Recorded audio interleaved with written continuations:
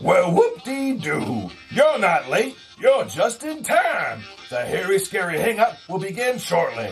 Welcome to the Hairy Scary Countdown with me, Cliff. You got about 15 minutes until showtime, so grab your drinks and snacks, settle in, and enjoy the pre-show. Yeah! Ha ha!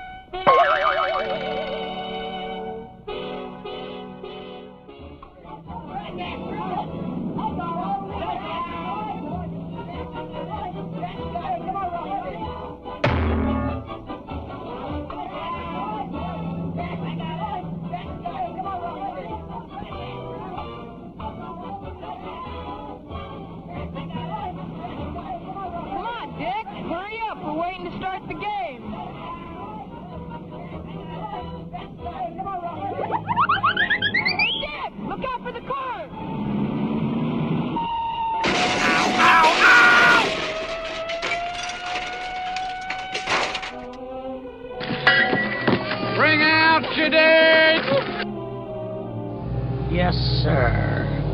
That was the worst accident I ever seen.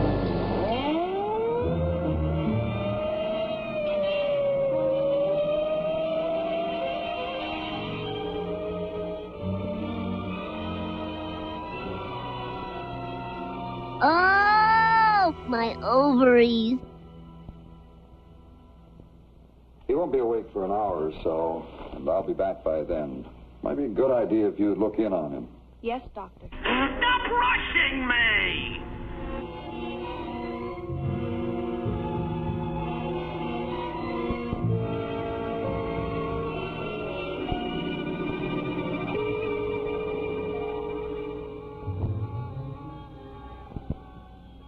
It didn't work this time, did it, Dick? Excuse me?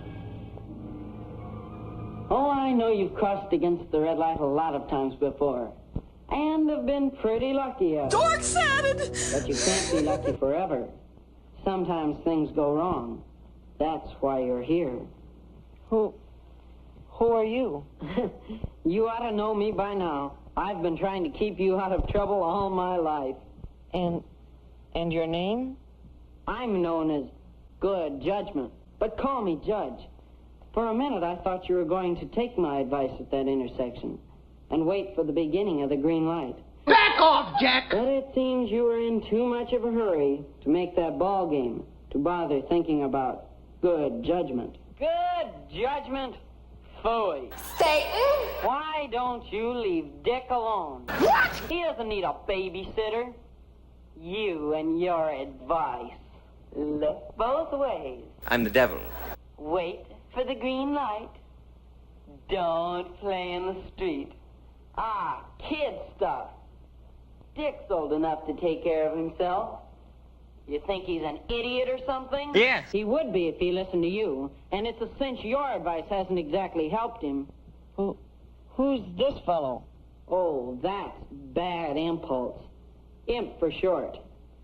He's the character who told you it was okay to cross against the red light. Bogus. You see what happens when you listen to him? That's a lie. Yeah. If a guy did all the things some people think he ought to do, he wouldn't have any fun at all. And another thing. What's that? If you hadn't confused him with all that safety hokum, he could have dodged that car easy. Look, if he would have stayed on the curb, he wouldn't have had to dodge anything. Okay, so he had a tough break. These things just happen. They just happen? That's exactly what Officer Davis was talking about when he came out to your school the other day. Remember? No. And now, here are just 3 simple rules that will help you be safe. This lame story he's about to tell me? 1, look both ways before crossing a street. All right. 2, watch for turning cars. And remember that the driver of a turning car can't always see you. What are you talking about? 3, Always remember to walk on the left side of the highway facing the traffic. What else? And that way you can see the oncoming cars. You confusing me. Accidents do not just happen. People make them happen because they take chances and because they violate the law that was made for their protection. Be careful, and you'll not only help yourself, but you'll also help the driver behind the wheel. Whatever. He has a job just driving his automobile without worrying about pedestrians crossing in the middle of the block or against red lights. Thank you, Mr. Know-It-All. Now, you see this line? Yeah. The first part represents the reaction time, or thinking distance. That is the distance the automobile will travel before the driver can get his foot on the brake. The rest of the line shows how much farther the car will travel before it comes to a stop. If a car is traveling 20 miles an hour, it takes the driver 45 feet to stop, after he knows he must stop. Boring. Now, this line indicates the distance it takes to stop an automobile going 30 miles an hour. The first part shows the reaction time of the driver, while the second part shows how much further it takes to stop the automobile, making a total stopping distance of 78 feet at that speed. That's why you're asking for trouble when you take chances at an intersection. Oh, is that a fact? Or when you try to cross the street in the middle of the block. Or when you play in the streets. Oh, come on now, Dick. That's third grade stuff. That accident you were in was the driver's fault. He could have stopped in plenty of time if he was any kind of a driver. They ought to take his license away. I'd say the driver did everything he could to stop.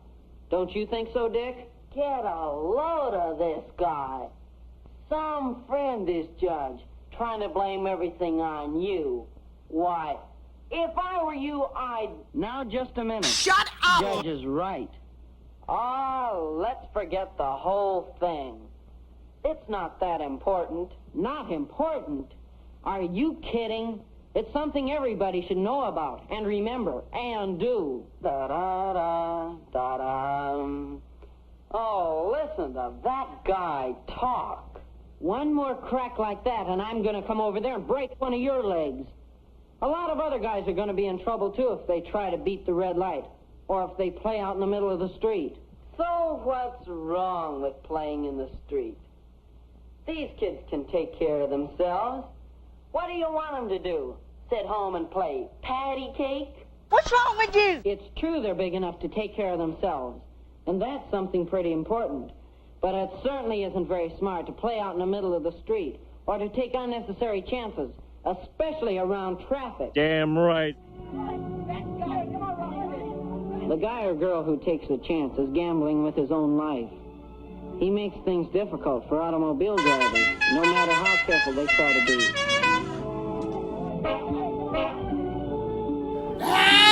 You see, it just isn't good sportsmanship to play in the street where drivers have to stop for you.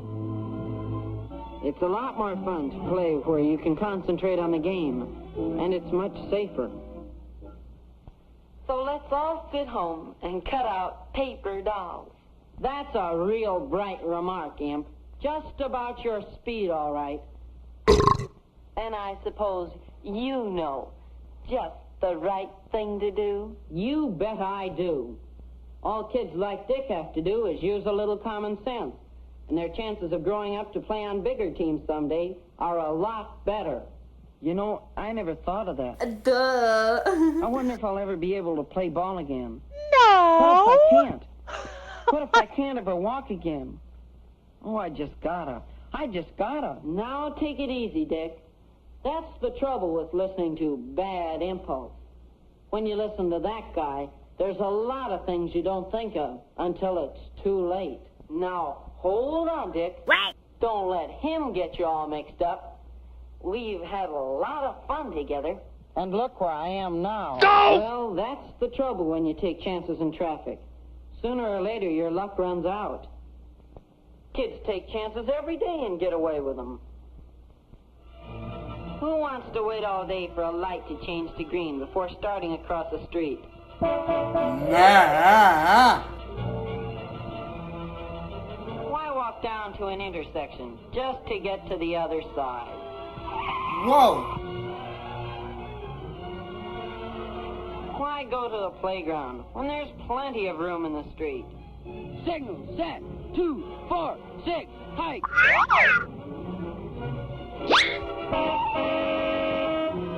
You know, you just have to be on your toes, that's all. After all, what do cars have brakes for? Yes, and all you have to do is just slip once. And I don't think it's worth it. Neither do I, Judge. No, sir. I think everyone who has gotten past the first few grades knows the safe thing to do around traffic. Yes, Judge, we know them. But a lot of times we ignore them, the way I did. They're easy enough to remember if you really want to. Ain't nobody got time for that. Always wait for the beginning of the green light before crossing a street. Cross only at intersections and stay in the marked zones if there are any. Never cross between intersections or come out from behind parked cars. Ooh, he likes girls. Play where you don't have to worry about jumping out of the way of automobiles. If you have to walk along the edge of a road, walk facing traffic. And at night, wear something white so you can be seen more easily. Well, Dick, I hope that you and I can stick more closely together after this. Don't listen to him, Dick. Now Judge is right. You don't care what happens to Dick, do you? All you try to do is take the out of life. No, I just try to protect people. Who needs to be protected? Who needs to be hurt?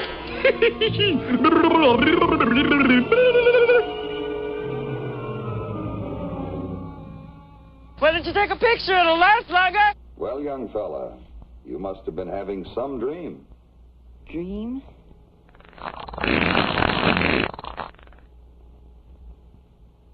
Yeah. Now I remember. The accident. I guess I'm hurt pretty bad. Doctor, will I be able to run and play ball again? No. We'll talk about that later. Doctor, I had the craziest dream. It was about Judge and Imp.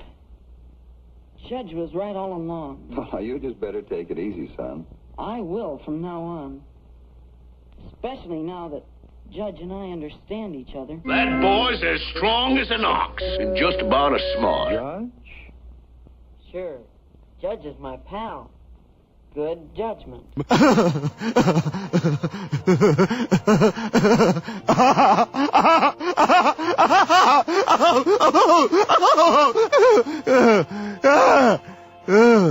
What you are about to see is bizarre, unsettling, and riveting.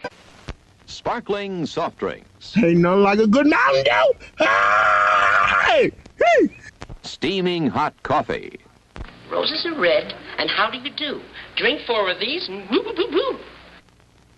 Steamed or grilled hot dogs. Oh, my God! That is huge! Crispy hot fresh French fries. This is the best thing I have ever put in my mouth. How about a pizza? None better anywhere.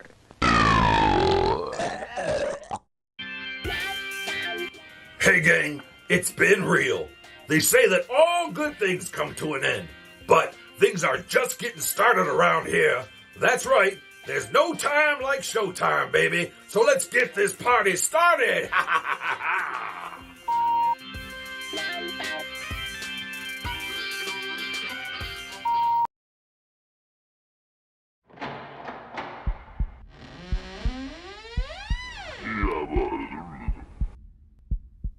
Well, whoop-dee-doo. Hey, gang. Welcome. I'm Cliff Jablonski, the behind-the-scenes guy here at the Mummy and the Monkey's Hairy Scary Hangout, yeah.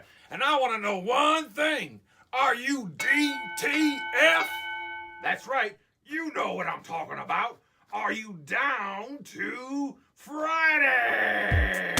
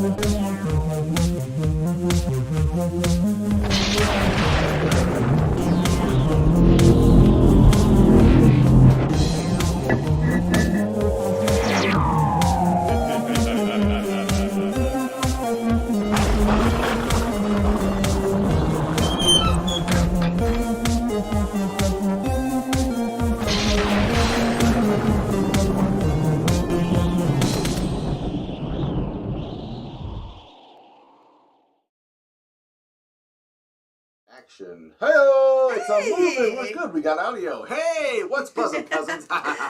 It's Friday, with Mummy and Monkey on Friday. Friday, August 5th, 2022. Woo. And it is a swampy, humid night here in Cleveland. Oh my Lord, goodness grape juice, you don't even know how bad it is. Hey, but you know, this is episode 171 of The Mummy and the Monkeys Harry Scary Hangout. That's right, it's episode 171 and going 171 and having fun. We're still having fun. That's right. We're getting closer and closer to 200 episodes, and we still have to figure out what we're going to do for that episode. I don't know, but it's going to come faster than you know, so you know, just gotta be ready for it. You know, I'm sure we have. If you have any suggestions out there of what you'd like to see us do, or maybe a movie we could show that you know, you might be. We'll look them up and see if we could do it. But I don't know. Maybe do a double feature that night. Oh, maybe. Who knows? That'd be cool.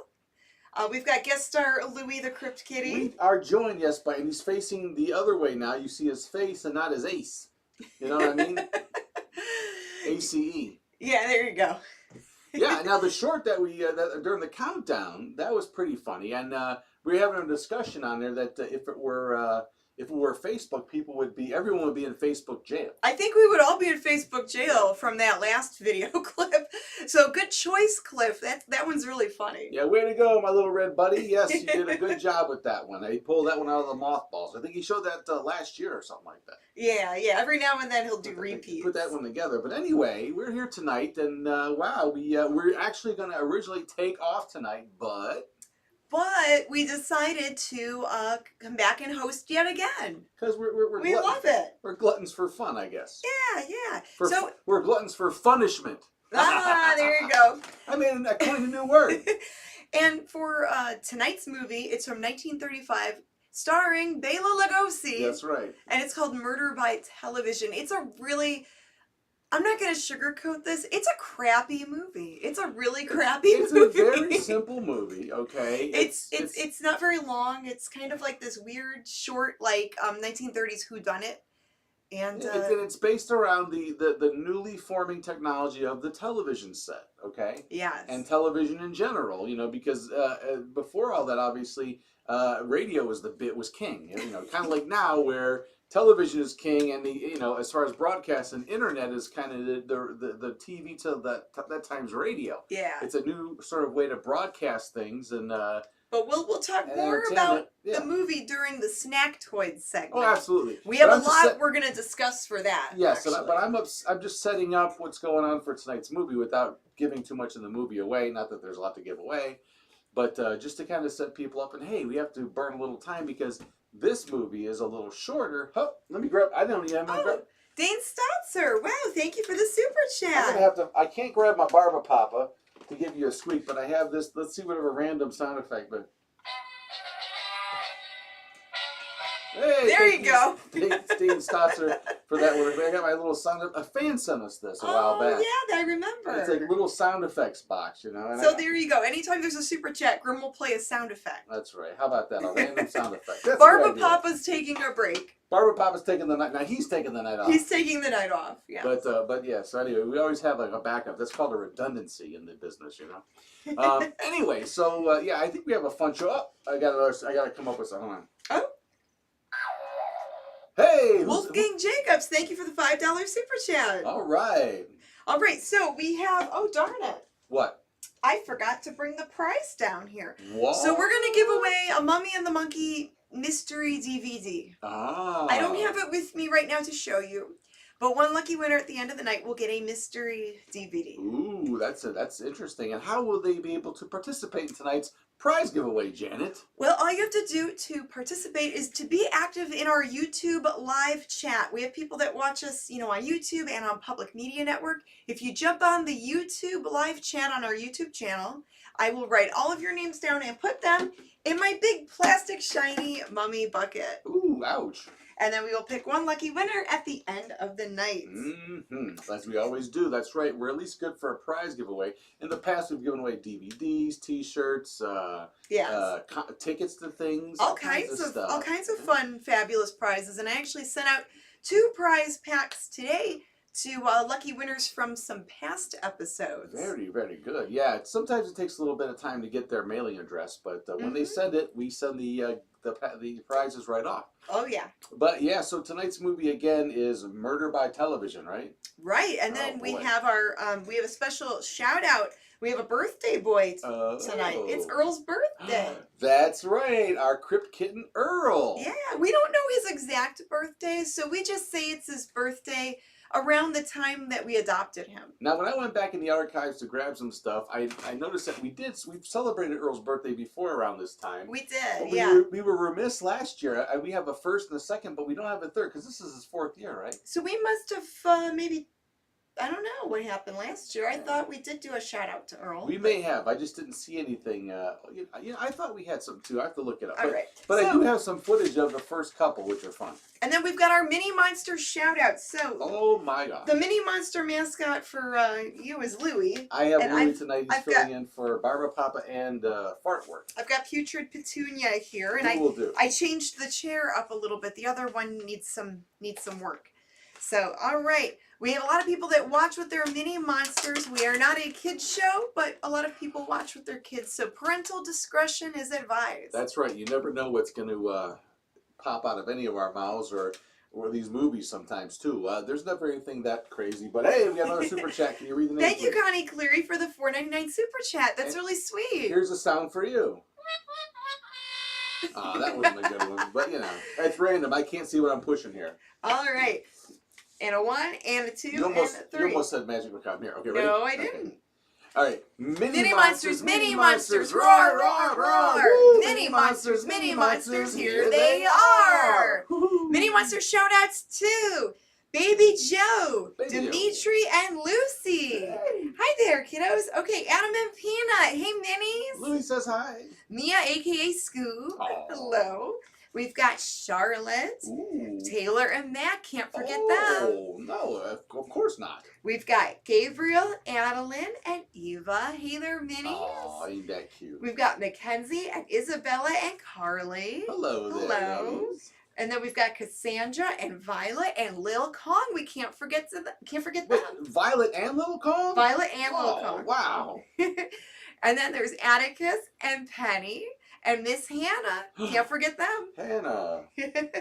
And then there's Dario. Yes. Sienna. Yes. And Adrian. Hello there. And then Julius and Morgan and Willow. Wow, so many minis here. Holy moly. And Xander. And then Araya. Hey, Miss Araya. And then there's little Trayvon. Oh. And then last but not least, we've got Noelle and Emily. Hello, kiddos. If you're watching, welcome to the show. All right, Miss Petunia, you could sit right over there. Let's get the macabre mirror for the big monsters Night, Petunia. That's right. All right, Magic Macabre mirror. Magic Macabre mirror. Tell me, who be here? Whoa, who be here? I see the stellar Tony Beller, Hi-oh. Science Bro, Sean Moore, Thor Reap, Linda Stotzer, Dane Stotzer, Mo Fei Chen, the SeaTac, Bill Davis, Alan Bloom, Joe German, Daryl, and his other brother Daryl, Greg, and other Greg, and JB, and Mark, and Joe Trippy, and Portal, and Jeffrey Vincent, John Diggins, J. Michael Harris, Deneen, SpongeBob Hempants, Watson Family, John Lincoln, Cindy, Virtual Vicky, Neil House, VV. Justin Baker, Toy Painter 1, Ed Burge, James Muscarella, Justin Bieber too. Sandra, Wolfgang, wow, and Bobby. 179 in the chat. The hell? Wow! Oh my gosh. That's awesome, guys. Share this with a friend. They can chat too. Son of a ghoul, that's a lot of people. That is a lot. That's awesome. And we see you guys in the chat with Bob Ferguson. We can't forget him. That's right. I saw his name creep up too. BF in the house. Yeah, so again, tonight's film, Murder by Television, was like 1935? Yeah, so let's... Whoa! Oh my gosh. So again... Set's haunted. Really quick, this is one of those movies... I just want to set this up because we'll be talking about it more for Snack Toys. Yes, we'll talk about it more during the Snack Toys. But I was going to say, though, because we have to show the first segment, so we usually, when we go through movies, sometimes it's a little difficult from this day and age because they would, let's say, how could I say this? They would have sometimes roles that were sort of stereotypical. for certain actors, and so I did my due diligence to try to whittle some of that to lessen the stereotypical stuff. But as you'll see in here, you know, there's a little bit of that going on in here. But I did my best to mellow it out a little bit. Yes, and, Grim edits out things that are offensive. Yeah, and remember the time this was made. What was that thing you said that we don't about the values? Yes, we like vintage style and vintage film, but we're not about vintage values that aren't for, you know, we're not for the stereotypes and things like that. We were going to talk more about that during the snack toys. But people are going to watch the first thing of this, and I want them to be ready to see. It's not that bad, but it's enough to be that we don't usually have stuff like this.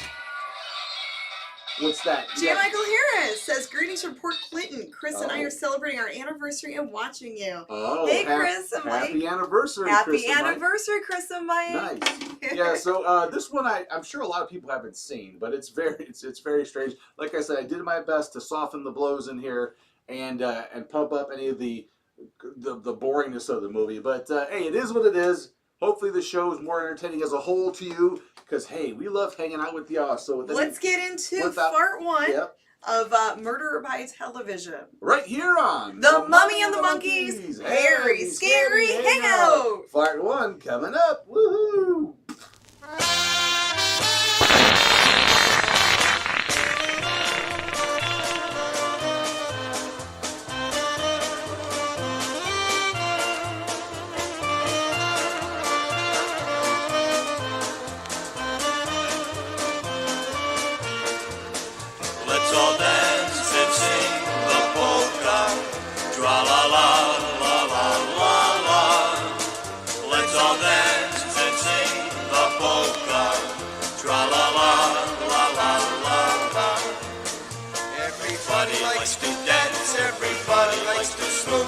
Everybody likes to kiss and drink a little hooch. A polka a day keeps the doctor away. Remember one thing, we're not long for you to stay. A polka makes you happy and a polka makes you gay. Let's everybody sing and everybody swing.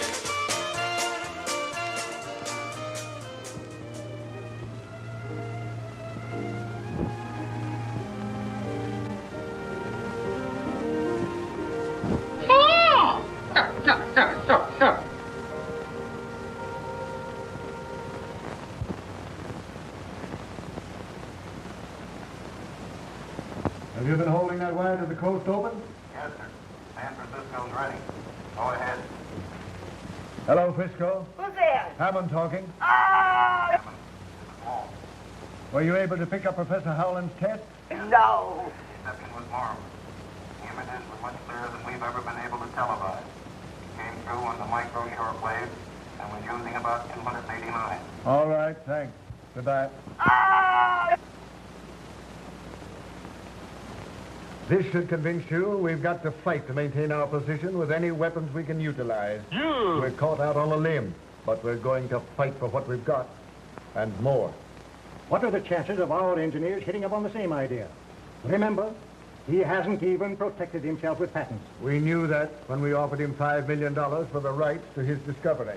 This latest invention of the Howlands is what we've all been afraid of. We're coming out on top. But we may have to prescribe a drastic cure for... No! Did you send for me? Yeah. Come right in, Grace. Gentlemen, good afternoon. How do you do? What up? Cigar? Thanks. You realize it's possible for a man of experience with brains and ambition to go far in this business? No! Well, I've got the ambition. We've got to be ready for any eventuality. One jump ahead of the other. We've picked you for a definite job. It's worth almost anything to this company that you make it worth. You can be valuable, a supremely valuable man. And valuable men receive their just rewards on earth, not in... Certainly. From now on, you become a sort of employee at large. Understand? Yes, perfectly. You're interested in getting... The less we know of the details of what you're doing, the better. We want... Peanut butter. 2 old-fashioned cocktails, darling, please. And 1 dry martini for Dr. Schofield. And be sure it's very, very dry. Hello, Schofield. Hello. I'm sorry I missed you. We docked last Saturday, but I had to run on to Washington for a few days. Are you going to be here long this time? I'm sailing again on the 20th. Another criminal case? No. There's a conference of brain specialists being held in Berlin, and they've invited me to address them. Oh, good for you. Roses are red, and how do you do? Drink 4 of these and The way you can diagnose a living brain. All the credit should go to men like Jim, who devote their time and money to develop the devices we use. We may invent things, but when you fellows get hold of them, you use them for an entirely different purpose. It's no sense you're trying to hide your light under a barrel. All Europe's wondering what this latest development of yours is going to do to television. That reminds me, dear, here's a wire I just received. They picked up the test in Vancouver perfectly. Oh, that's wonderful. Wonderful. Congratulations. This sounds like a meeting of the Mutual Admiration Society. It can't be that you 2 giants of the scientific world are embarrassed at the sight of a little girl like me. Do be sensible, Jim. You think I'm sensible even if Mother doesn't, don't you, Doctor? I think you're... Now, be careful. Your professional reputation's at stake. very charming. Thank you. But Howland must realize that when he begins televising a regular schedule, he's liable to run into difficulties. In what way, sir? He may not be so fortunate in securing men like yourself when he increases his operating staff. I don't think there will be any difficulty. You'll admit there is always the possibility of an employee becoming disgruntled over some fancied injustice.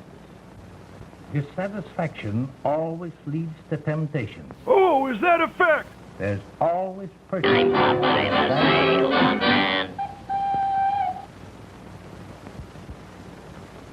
I see what you mean. However, I doubt if you'll be able to convince Professor Howland. Think it over. Goodbye. Goodbye, Mr. Barrett. Okay, I love you. Bye-bye. Hello. Oh, hello. Package. Really? It's Time Magazine. Oh, here you are.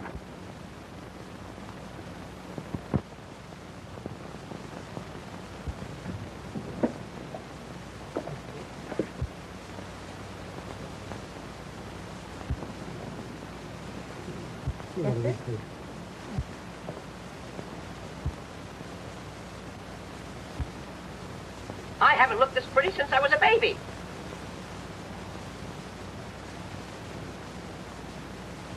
Mm-hmm.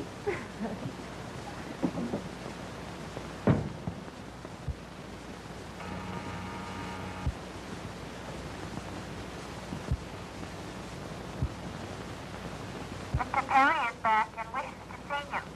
Have him come right in. Yes, Mr. York.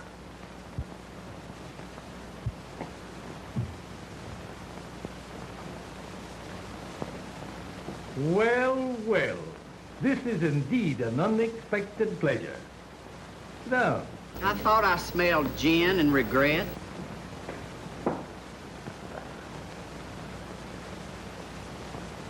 been doing a little thinking? Yes. You weren't able to convince Howland. No, but I thought maybe we could... Talk things over? Yes. And come to an understanding? Perhaps. Would $100,000 be any inducement? Cha-ching! Oh!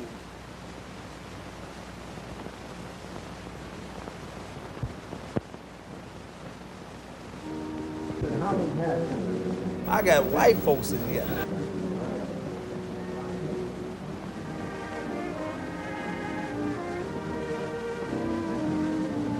We are a classy bunch. The last last word in physiological television, which I'm going to show you tonight, is so big that I'm really frightened every time I think of it. Why? Too many people realize its tremendous importance. You've had office for it, I suppose. Naturally. Every company of any size in this country and abroad has been trying to secure the right to use it as I do. And further, to purchase it outright. Oh, I can recommend this brandy. I think I will. What? Over an island far over the sea. Shut up! There is a colony. I beg your pardon. Disappointed? Not exactly, but you see, I promised to meet Dick here right after dinner. And instead, you ran straight into my arms. I did not. Certainly you did. I certainly did not. If I hadn't been here to catch you, what would have happened? I'll show you.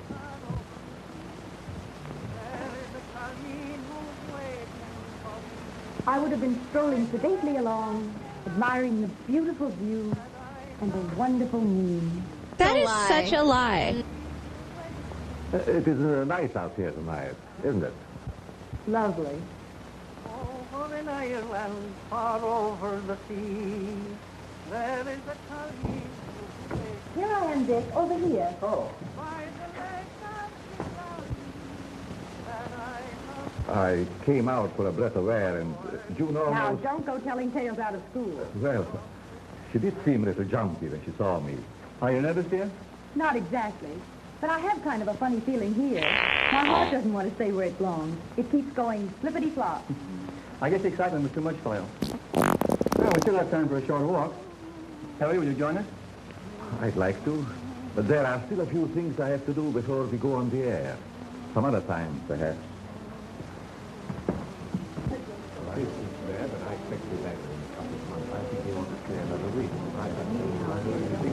Very, very interesting. Sorry, Missy. Thumbs all fingers. It doesn't matter, Arling. It's all right. When wine is filled with accident, steps of disaster hasten. By the light of the valley that I love so dear. Good evening. Good evening. Why, Mr. Grayson, I didn't recognize you. How are you, sir? Well, how are you? Fine, sir, fine. That's nice. Can't you see, June, the chance we've both been waiting for? Does your promotion depend entirely upon Father? Well, if your father would only... I think I'll have to go in. All right. I'll do it myself. Even you, as the chief of police, will have to admit that your methods are obsolete. That may be, Jim. But we seem to get along pretty well as it is with our radio teletype system. Suppose you had instant pictures at your command showing every move. A criminal you are tracing makes. If you can do that, I can't understand why the government isn't interested. Government officials will be watching tonight, not only in Washington, but in widely separated points throughout the country. I'll admit it should be of great interest to them. After the broadcast, I have a greater surprise. A further development which you will hardly believe until you see it. Really? You make me very curious. It is my hope to be able to prove that television is the greatest step forward we have yet made in the preservation of humanity. It will make of this earth a paradise we've always visioned, but have never seen. What's humble pardon, sir? Man named Mendoza say he must see. Him no take no for answer. Mendoza? Our gentleman is in reception room. Thanks, Arlene. You'll pardon me, won't you? Certainly. Harry, there's a gentleman here named Mendoza. Do you happen to recall him? No, sir. Should I see him for you? That's not necessary. I'll talk to him for a few moments. It's nearly 8. I'll flash you from the laboratory when I'm ready. Okay. Mr. Howland? Yes? I am sorry to interrupt at a time like this. I represent a group of men that are very anxious to purchase your invention. I'm sorry, Mr. Mendoza. It is not for sale. They are prepared to pay anything you ask. I'm not asking anything. In that case, Mr. Howland, I must insist that you do not go ahead with the demonstration you are planning this evening. Just whom do you represent? I am not at liberty to tell you. But I assure you, they are a very powerful group. Then there's nothing more to be said. Good night, sir. This dude is the rudest, crudest dude I ever met.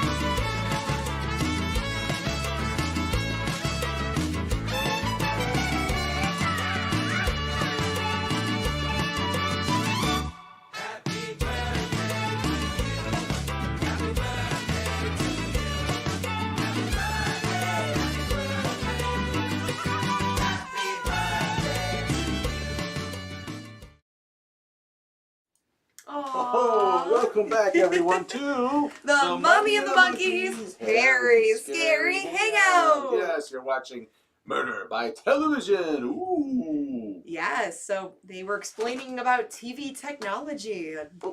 Yeah. I liked someone put in the comments, I wonder how they would react if you showed them social media. You made that movie now, I mean, Murder by the Internet, right?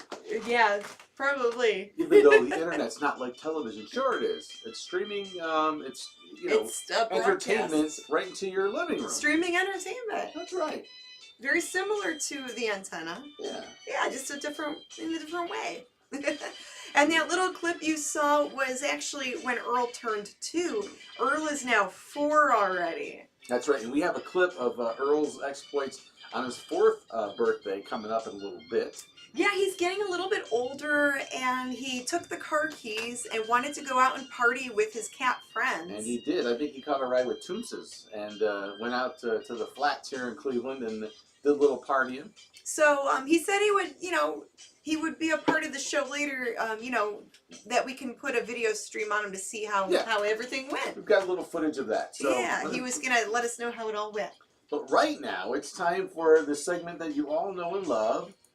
The Mummy and the Monkeys Snack Toys! New yummy snacks. Old movie facts. Ooh, ho, ho, and we actually have, we have now these awesome yummy chips that were left over from last week from Michael and Terry Shook. So we have these we can try too. But not only that. We have from our Snack Master General. Yes, so Greg Tominski, he sent us. There's a box here.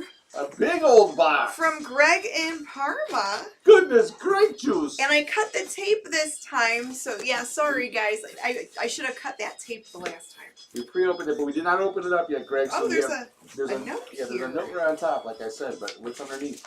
Greetings, Janet and Grim. I hope you and the Crypt Kitties are doing well. And there's a nice letter there, so we'll read more of that later. So what's in the box? And then there's a box here. I'm wow. hungry. Snack Pot Mach 2 convenient pull tab opener. Oh, so there's a box with he had the tape rolled up, so it was easy for me to. Look at that, Greg. You're like an engineer. That is wow! Look at all this. Ooh, so we have yummy popcorn and chips that we can eat, and these yummies too. So pick a yummy, Grim. I'd like to look in that box too, but I kind of want something a little salt. Here, let's try the wing cheddar and sour snacks. Let's do some sweet. Mouth puckering candy. Let's do some savory and sweet. Okay. Oh, sorry. Yeah, I'll just try one of these. So there's a lot in there. More.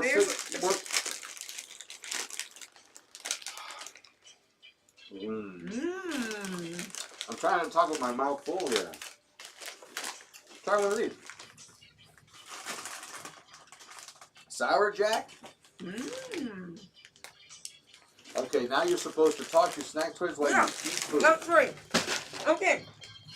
So I have some notes here. This movie's from 1935. It's called Murder by Television. Right. And they were experimenting with television technology since like the 1920s, I believe. So when in the 1930s when people heard of TV, it was like, ooh, this brand new thing. Kind of like in the 90s when people talked about the internet. Now, Bela Lugosi plays Dr. Arthur Perry. You're gonna see him in a little bit later. But Bela Lugosi was also Dracula. He's you know, everyone knows who Bela is. But not in this movie. But not in this movie, no.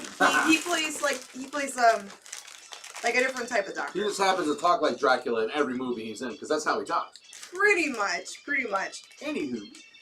June Collier plays June, and she was a famous actress throughout the 1920s and 30s. I couldn't really find much on her, so maybe she pursued another career or, you know, got married or something and didn't act anymore. Now, Hattie McDaniel has a cameo in this film. Well, it's not a cameo. Well, she hasn't popped up yet, but she's in the rest of the film after part 2. She's in this film, but it's a smaller role. Cameo usually means, you're right, small role. That's what I meant, like a small... Cameo means like one appearance in and out. And she is the first African-American actress to win an Oscar. She also was the first African-American actress to have her own television show. Unfortunately, she did pass away in 1952.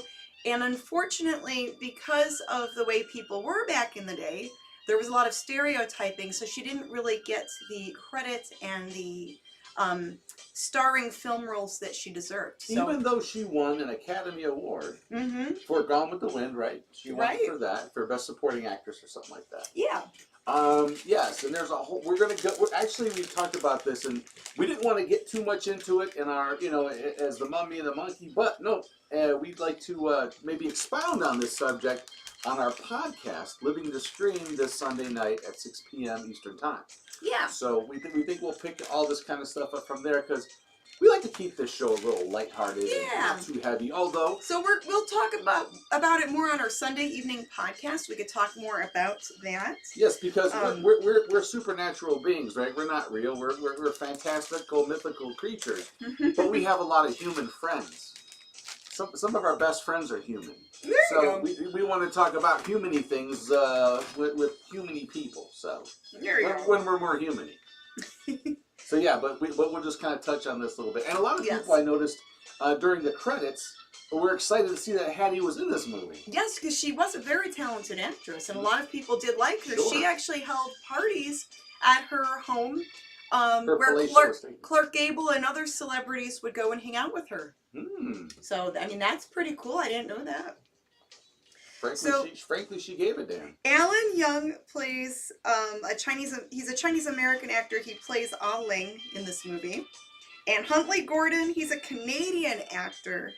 He started out in silent films, so he was well known for being in silent films. Yes. So, and that's what I have for the snack toys. Very good, and I noticed also too in the chat that some people pointed out that there was even an Irish stereotype in here. You know, singing the Irish folk songs. Yeah. Just whistling through the streets, I'm singing me songs. Yeah, I mean, yeah. It's just a lot of these old films have that, and we try not to, you know. Here we try not to show a lot of that.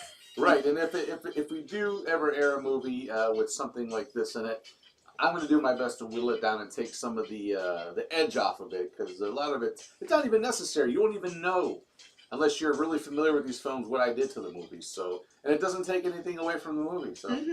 All right, so on that note... Yes, on that delicious note, thank you, Greg. These treats are amazing. Like, these sour candies are really good. Box. Let's go There's so many more yummies here, Greg. Is we even 30 yet? It's just turning after. Yeah, there you go. And then you've got that popcorn there, or those popcorn puffs. I wanted to try more of that, Yes, I will pass the What are you guys snacking on? Yeah. Put it in the comments. We want to hear what you're snacking on. Now look, see, this is, we can't just pass over the greatness that Greg said in here. Just that you pulled one candy out of here.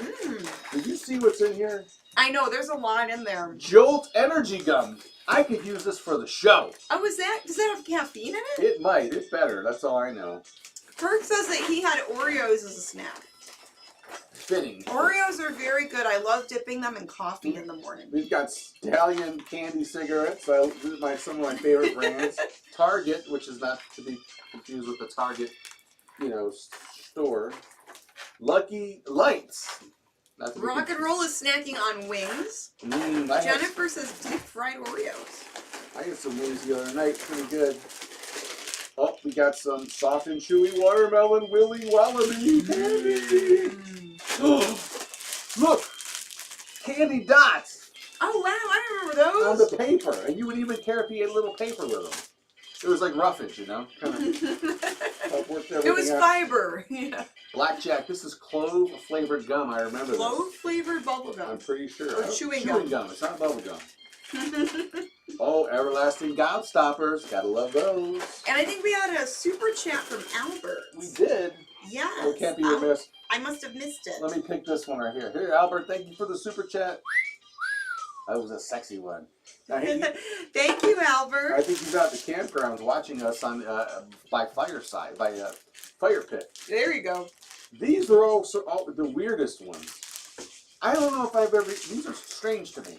Satellite wafers filled with assorted candy beans. They look like little UFOs. Yeah, you can eat the whole thing. Satellite wafers. Wow. And we're not endorsed by any of these candy companies. We just like to try out different snacks. I like this. Oh, it's Sugar Daddy. Oh, wow. Have you ever had these? The Nick and Nip. No, I've never had those. They look like little bottles of pop. They're little wax bottles. Bite them, drink them, chew them. Yeah, they're little wax bottles filled with like sugary flavored like Kool-Aid. And then you can chew the wax like the wax lips and stuff you could get as a kid. Oh, wow. Wax lips had no candy in it. It was just a weird just wax. Scented wax. There's so much stuff. Oh my gosh. Toxic Waste, my favorite. Wow. Oh, Toxic Waste. How can I go wrong? There's like so much. I think we're good on snacks for a long time, guys. Thank you, Greg and Parma, for sending the snack pot. Belgian chocolate, famous Amos chocolate. So we should probably continue on with part 2 of Murder by Television. Right here on The Mummy and the Monkeys Harry Scary Hangout. Part 2 just for you.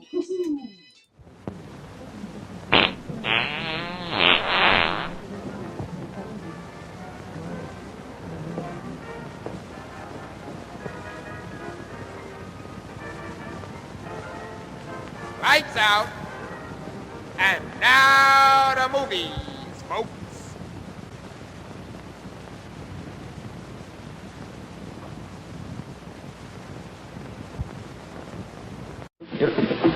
See, when you're real close like that, you miss this whole bit here.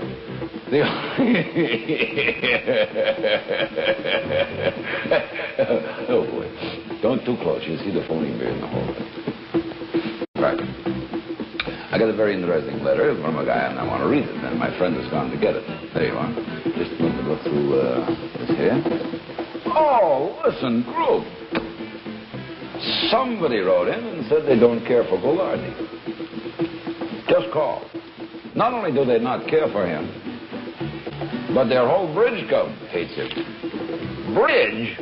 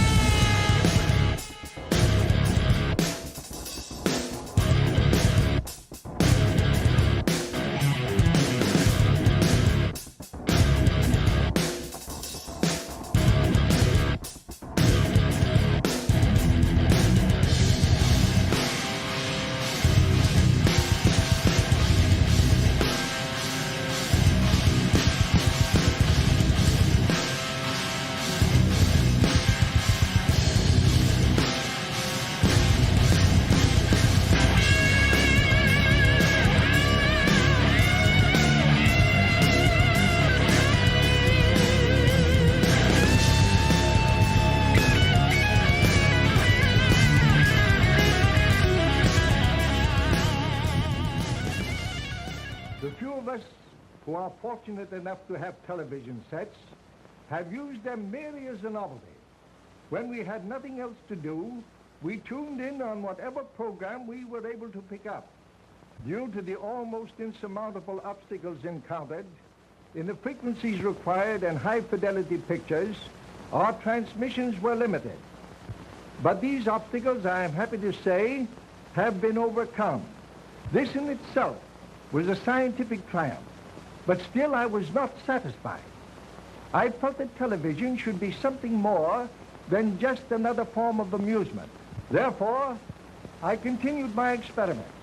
I'm now going to show you the latest developments which deal with the transmission of television in the quasi-optical region. I mean, this is about as interesting as listening to a John Tesh album. It is now 1:15 in Paris.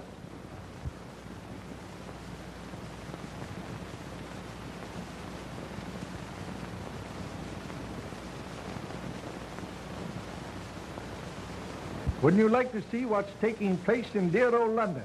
It's none of your business.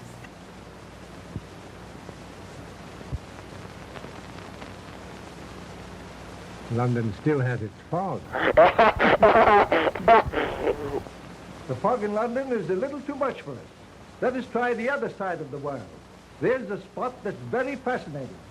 You are really enjoying this, aren't you?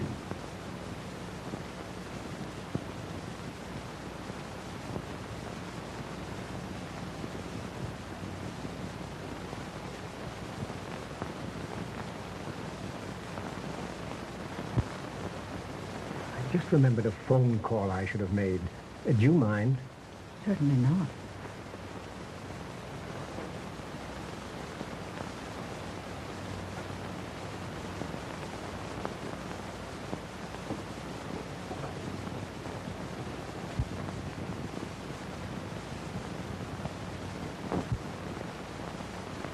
Africa is a very interesting place about which we know very little.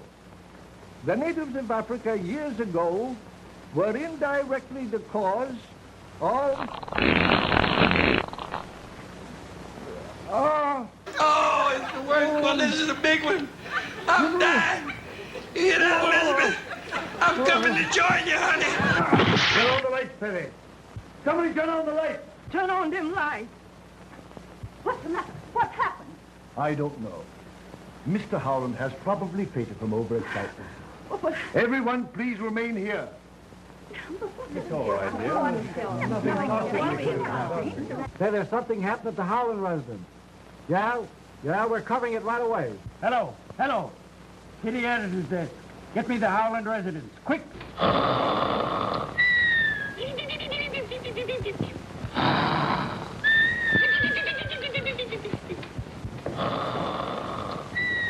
What's wrong? The Howland is dead, sir. Hey. He's dead, Jim.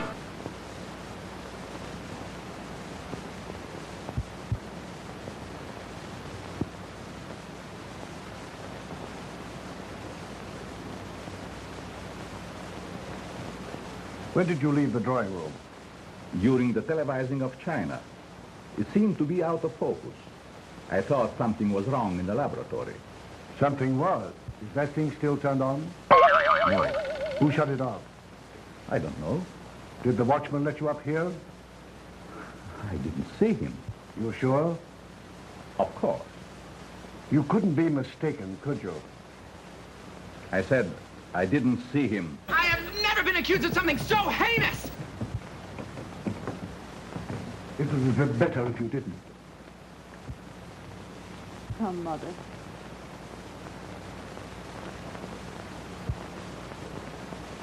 It looks to me like... Just a moment.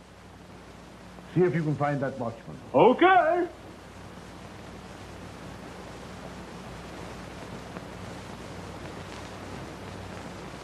Now, Doctor. The last thing I want to do is thrust a murder on you, Nelson. But this certainly looks like it to me. You believe that the blow on the head caused his death? At the moment, I'd be inclined to say that it did. What's that you have there? It's none of your business, pal.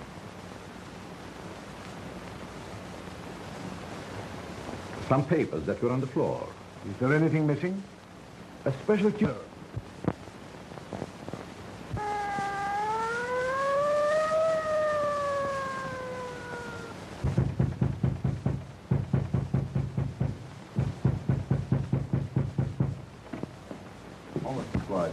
Hello, Chief. Hello, boys. Now, I want a man stationed at each door, and I don't want anybody to leave this house. You! Fraser, you get a couple of boys and go up to the laboratory. Tell the coroner to phone his report to me here. Yes, sir. All right, refusing to let any of us go. But how could we be implicated? Well, there's no use worrying about that. It's merely a matter of routine. I hope you're right. Wonderful. Too bad it was out of focus and spots, isn't it? Yeah. You must be mistaken. The detail was perfect. You're certain? As a matter of fact, I've never seen anything quite so clear. It was a revelation to me. Did you, by any chance, notice anything just after Howland fell? You mean the shadow that flashed on the screen? Yes. Could you tell what it was? It looked to me like the reflection of a person going toward him. Did you see Miss Spencer leave the laboratory? I sure did, with her sweetie. Shortly after that, I started to light me pipe when somebody snaked up and grabbed me from behind. Oh, I'd like to get me hands on him. Think you could recognize him? Shade for Howland's invention. Who hasn't? Of course, you're interested in it from a business standpoint. Well, I guess you'd call it that, yes. Then why didn't you stay for the entire demonstration? None of your business. Well, I promised Joan I'd meet her when she'd finished. Did you? Certainly. Where? At the laboratory, of course. Did you stop on the way or go direct? Well, no, that is, That's a lie! When I left the house, I thought I saw someone moving among the trees. Whoever it was got away. I met June as she came down. Did you return directly to the house? Well, no, aren't you getting a little bit personal? Come in. Did you all want to see me, Mr. Chief? Yes. All right, Grayson, I'll want to talk to you a little later. There's nothing to be nervous about, Isabella. That's what you think, sir. But you ain't been listening to Chinese death and disaster symbol since Mr. Howland died. All this excitement ain't too much for my heart. That's what I want to talk to you about. My heart? No. I didn't have nothing to do with it, honest, I didn't. I'm sure you didn't. But did you see anybody come through the kitchen earlier tonight? I didn't see a soul. Were you there all the time? No, sir, I wasn't. Where were you? I was peeping in at the pictures. Well, if anybody went through the kitchen, you'd have seen them, wouldn't you? No, sir, I wouldn't. Why not? I wasn't there all the time. If you weren't in the kitchen and you weren't in the drawing room, for goodness sake, where were you? I was, Where were you? Oh, Mr. Chief, please. Everybody has to poop sometime. All right, run along, Isabella.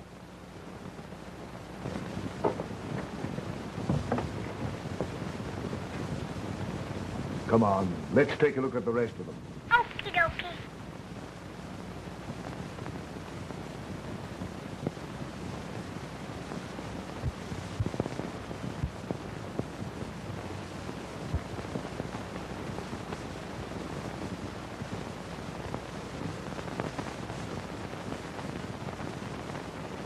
Why don't you take a picture? It'll last longer.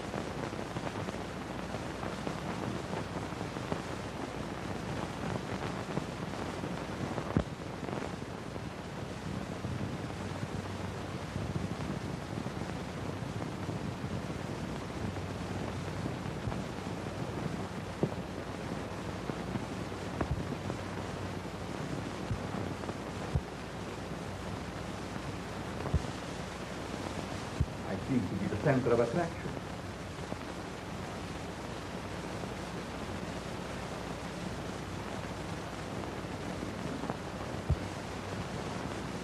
You look more like a woman every time I see you.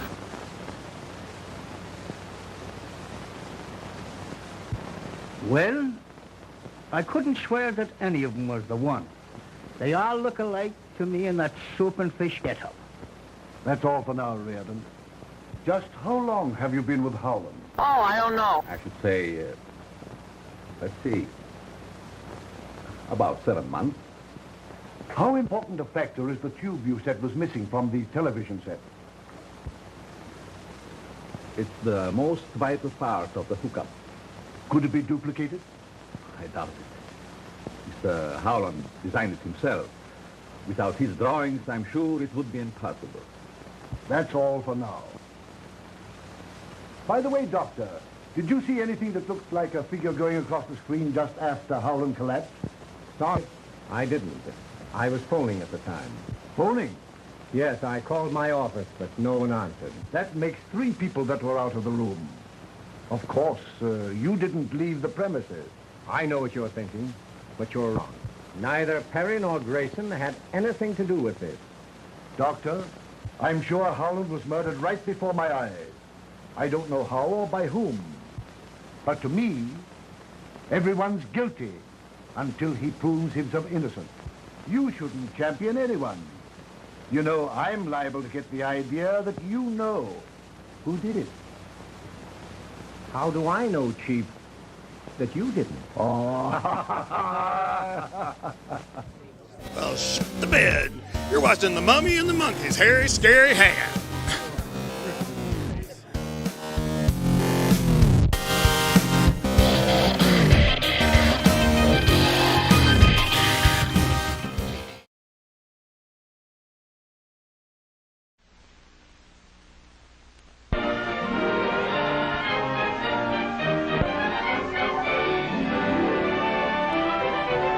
Meet Stasha, your everyday, ordinary, all-American girl. Like most young folk, her school studies are of the utmost importance. And like most young folk, things are, well, changing. New aromas. New experiences. New pains. What does this all mean? Let's continue. Here's Stasha taking that all-important phone call from her best friend Shirley. They usually prattle on for hours about boys, clothes, or the latest nifty record. She becomes cross with Shirley for no apparent reason and abruptly hangs up on her, followed by irritability and stomping of her feet. Perhaps if we took a closer look inside of her, we may begin to understand what precisely is going on. Ah, could it be a migraine, an ant highway, and 2 walnuts lodged in her pelvis? Or is it something else? Uh-oh. Here come those raging hormones again. Hot and cold flashes. Dry, itchy skin. Yes, Stasha, you're becoming something else now. Along with the other changes, you'll notice hair growing in new and strange places. Did I mention she was bitten by a werewolf yesterday, and there's a full moon out tonight? Yes, Stasha, your transformation is complete. You are now a full-fledged werewolf, with a new lust for human flesh and blood. No, no, please, no, heal, girl, heal, no!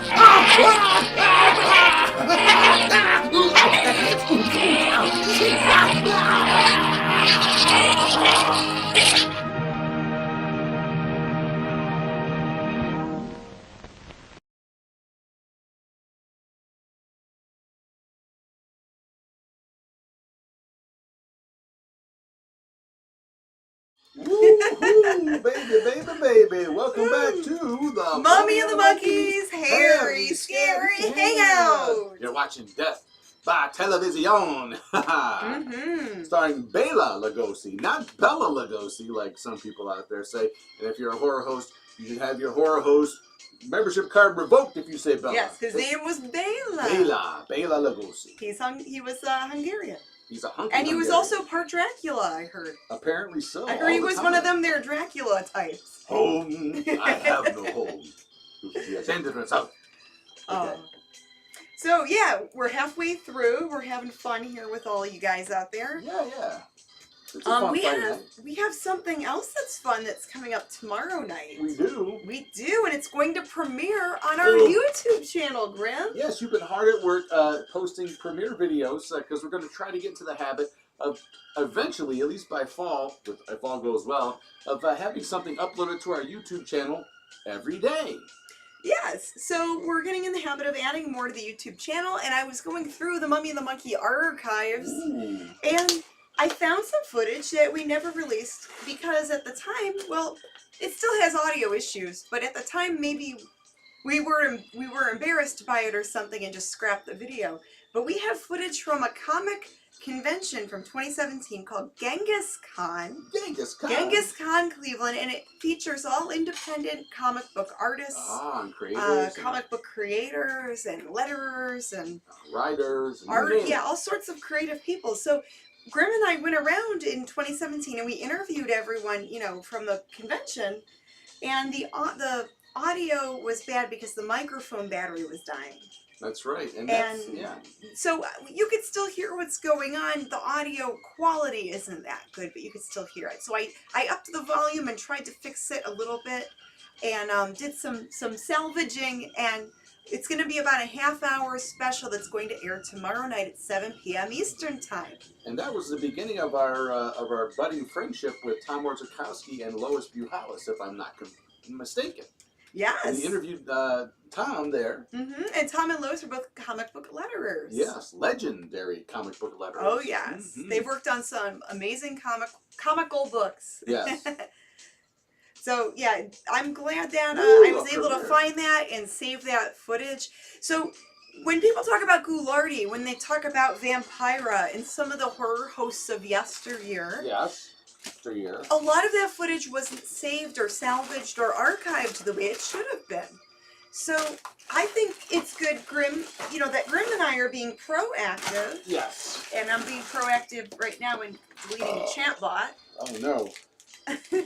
To be proactive and archive our videos and try to put out there as much content as we can.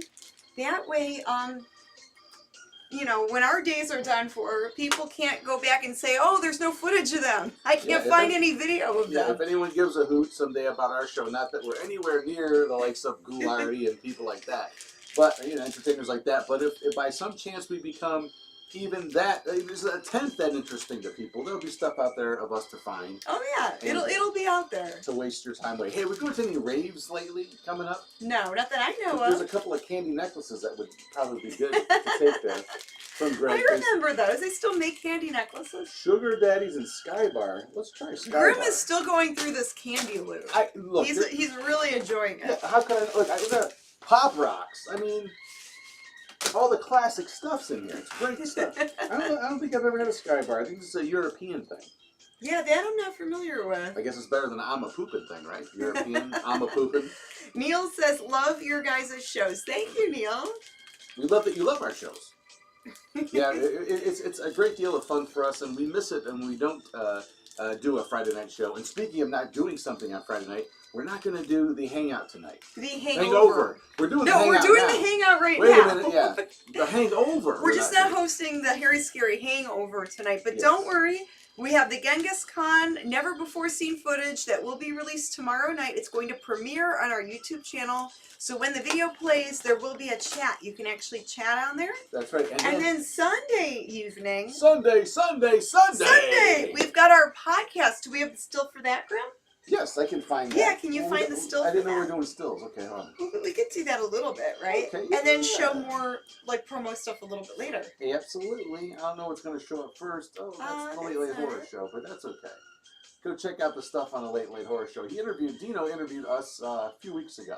Yeah. And check out our interview on the Late Horror Show. And then, that's Teespring. I can't see no more. Here we go. There it is. Oh, no, that's the Hangover. That's the one we're not doing that. tonight. What did you want me to say? The podcast. Oh, Living the Scream. Do we have the still for the podcast? Of course we do. There we go. Living the Scream, the official Mummy and the Monkey podcast. We will be live Sunday evening talking about behind the scenes of the Mummy and the Monkey and reselling and scavenging and that sort of thing. Yeah, and maybe even talk a little bit more about this, it was the Hollywood Babylon, but some of the some of that stuff we mentioned earlier. Yes. Yeah. So get a little more. James Muscarella says, watching you and Grim for the first time on my new 32-inch screen TV with Roku. Oh, he's watching us on Roku. Awesome. Yeah, we wonder how many people watch on there instead of the actual YouTube on on the interwebs, because it's all kind of the same. I mean, you download the app on your Roku or Apple TV or whatever to watch stuff on YouTube, and that's how you can. Yeah, watch there's it. a YouTube app on Roku. There's also the Public Media Network app. You just can't chat. It just doesn't have the chat. That's the only difference. And some people watch and they just don't chat, and that's okay. Everyone's different. But you can pull your smartphone up and Jim Hearns, thank you so much for the $10 super chat. Hey, Jim, this one's for you. The sound effect. I don't know what it's going to be. Look. Oh, thank you, Jimmy. Same. Chakan says same. Chat with phones and watch on the Roku. Sure, why not? Awesome. I love that. I love this whole, like, you know, mixed sort of like watching something and then being able to chat and shop or whatever you want to do on your other device. I love the freedom of all that. I think it's a pretty. I think this is the future. It is. Okay, Ro is asking, where are you guys on Roku? So, 2 ways to watch us on Roku: the Public Media Network app, PMN1, or the YouTube app. Just you have to use the Roku remote to look up Mummy and the Monkey, and we'll be on there. That's right. The Roku app and the Public Media Network app are both free. Mm-hmm. You download them for you know if you know how to search for apps to download on your Roku, then you just simply download the YouTube one. Then you go into the YouTube app and then search, you know, manually search our depending on, unless you got the voice thing, you could look it up that way too. But yeah, just look up Mummy the Monkey on the YouTube app, and then you could if you're signed in, I guess you could add the channel. You can do a lot of different things. So you can add Roku on. You can add YouTube on your Roku, or like your Fire Stick, your Apple TV. You know, pretty much anything with the smart device thingies, you can add the apps on the smart thingies. So you can watch us on your thingies. Let me tell you what the Roku really on your smart TVs. That's right. With the Roku and Fire Stick and Apple TV, what they really are the way that a lot of us wish cable was back in the day, where you could cherry pick. You could pick and choose what channels that you want to watch. Right. You could With cable back in the day, you had to buy like a whole package, right. and maybe you only watched 2 channels. Yeah, to get certain packages, you had to pay more, like different tiers. And then they would include the more popular things people watch after they got you past a certain price point. But the great thing about streaming and these sort of Roku devices, which I didn't realize till way later, is that you literally can cherry pick all the stuff that you like. Mm-hmm. Even network channels now had to bow down and actually provide some version of their... Yeah, now a lot of local channels and news channels have their own app that you can put on Roku. Everyone's jumping on to keep up with the technology. Yeah. Because more people's viewing habits are changing, and you know, for the price of just the one device, like a Roku, not that we're promoting Roku, just for example, and then you buy that the one time. Yes. And you just get your streaming service going, you know, whatever you want to use for that. That's what you pay monthly, but after that, you can download or pay for as many of these apps that you want and watch things when you want, how you want. So all right, well, thanks tech support, Grim. You're welcome. And we're going to get back into the movie Murder by Television. You got to admit, that's more interesting than the movie, right? Part 3 of Murder by Television. So let's see what the tech was like in 1935. It was very high for that What, time. like almost 90 years ago? Yeah, but you still had tubes back then. Like forever ago. All right. So let's watch together. Part 3 for you and me, right here on The Mummy and the Monkeys, Harry Scary Hangout. I meant Part 3. Yes.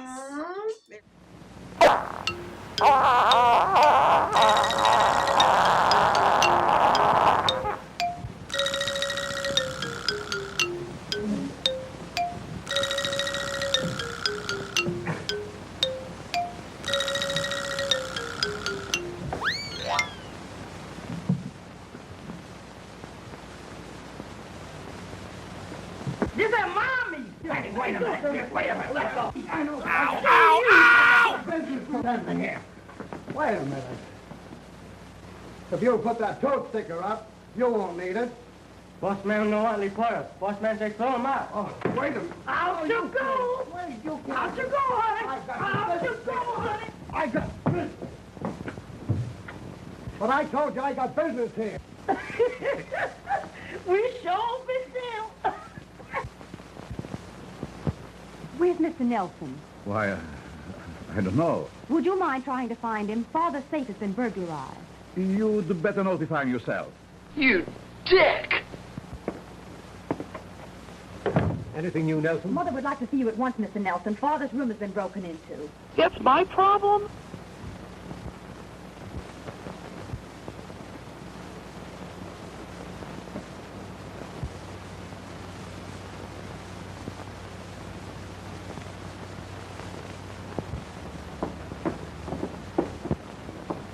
Everything's just as I found it. I haven't touched a thing. Would you know if anything has been taken? I'm sure I can help you, Mr. Nelson. I'm familiar with most of Father's things. They only wanted to rob my husband. Why did they have to kill him? It is very evident that someone in this room removed those prints from Mr. Howland's safe. Everyone is more or less under suspicion. And I'm asking that you all submit to a thorough personal search. I have never been accused of something so heinous! A matron will be here in a few minutes, and I am sure the ladies will have no objection. I never knew a policeman were as nice as Mr. Nelson. I suppose the only time you've ever met one was when he yelled, "Pull over there, lady. Where do you think you're going, to a fire?" Nobody must leave this house until those papers are found. I'd advise you, gentlemen, to submit it. Because if you don't, I'll hold every one of you for the next 72 hours. And I assure you they won't be the most pleasant hours you've ever spent. Well?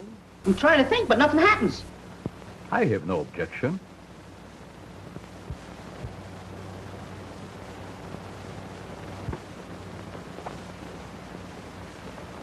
The more I think of it, the more positive I am that this thing rests between two persons. Perry and Grayson?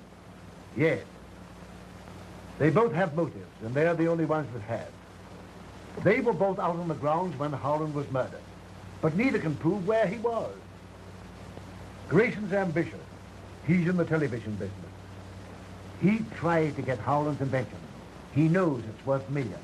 Granted, but everyone here may have reasons also, or connections with others. And Perry, who is he and what is he? He's been here about 7 months. He lied when he said the broadcast was out of focus. We found him in the laboratory when we discovered the murder. He's the one that says the vital part of the television set is missing. And now the prints are gone. I am going to place both of them under arrest and charge them with murder. Now, don't do anything hastily. You remember when I examined Crowley's brain for you about a year ago? Well, what's that got to do with it? I told you at that time the man was a potential murderer? Yes. Your experts sneered and scoffed. Yet within 6 months from that time, he was convicted and sentenced to death. Well? If you will permit me to send for my apparatus, I'll prove to you that neither Perry nor Grayson could have committed this murder. Oh, you're talking shit. Well, let me telephone my office and have Alan bring it right over. Oh, all right, go ahead. I'm trying to use the phone! You'll notice the nerve centers are invested by 3 membranes, which lie between them and the bones that form the walls of the cranial cavity and spinal cord. Yes? If part of the skull were resting on the medulla oblongata... You what? It would materially diminish the faculties of perception. Does that indicate a criminal tendency? Undoubtedly. That's the fact, Jack! Alan, it won't be necessary for you to go back to the office tonight. Thanks, Doctor. I forgot to mention it before. There was a call for you over your private wire about 8:30. Oh, that's all right. It couldn't have been anything of importance. Thanks, Perry. Well, thank you, sir. What a great deal that was. Don't mention it. Have I convinced you, Nelson? Well, I don't know. Perhaps you have. Then you agree with me that neither of these men are guilty. In a way, yet yes, I'll agree with you. The only difference in their brain development is the size, and scientifically, that has no significance.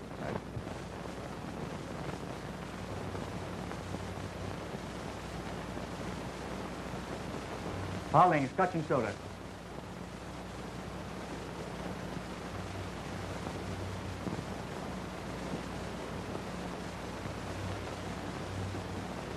You better give up them cigarettes, buddy, or the groundhogs will be bringing you your mail. Know what I mean? Glad I happened across you. The inspector wants to see you. He's upstairs. Oh, thanks. Well, I wonder what he wants this time. He wouldn't say.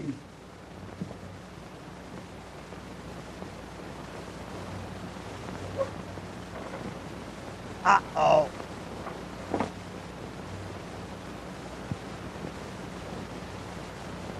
Ain't nothing like a good Mountain Dew. Hey!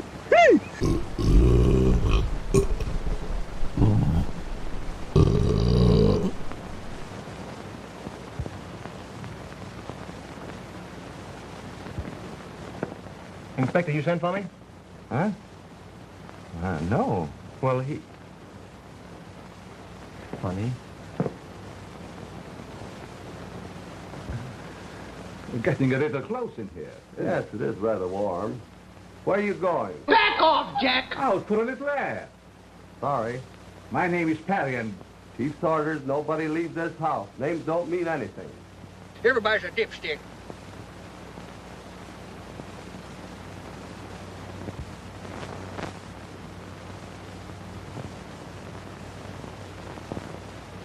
I keep telling you, I got business here, and I don't want to be roughed up like this. I tell you, I wouldn't come into a house. I told you I got business. I keep telling you I got business here. That guy, I don't know how he gets in there. He's giving us a lot of trouble.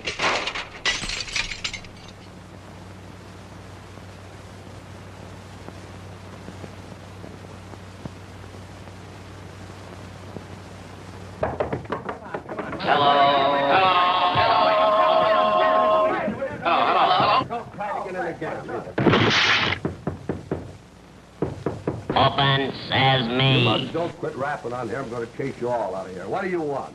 My name's Jordan. Chief Nelson sent for me. Okay, that's right. Go ahead. That's right, Coroner. Call me here as soon as you made an examination. Okay. I'm Jordan. Don Jordan. Of the International Television Corporation? Yes. You seem to be very concerned about Holland's death. I was watching his broadcast. When he collapsed, I telephoned here but couldn't get any information. So I telephoned headquarters. Well? I want to know if he died from natural causes or if he was... Murdered? Yes. And if he was? I think I know who did it. Suppose you tell me he was murdered.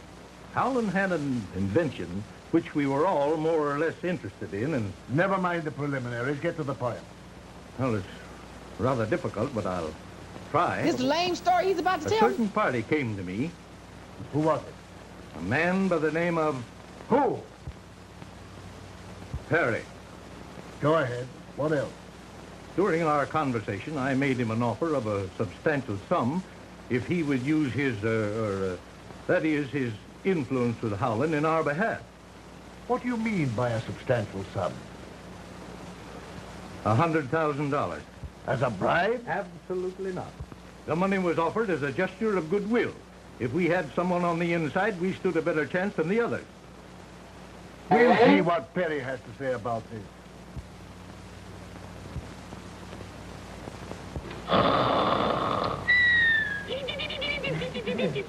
Oh, Lord! What's this all about?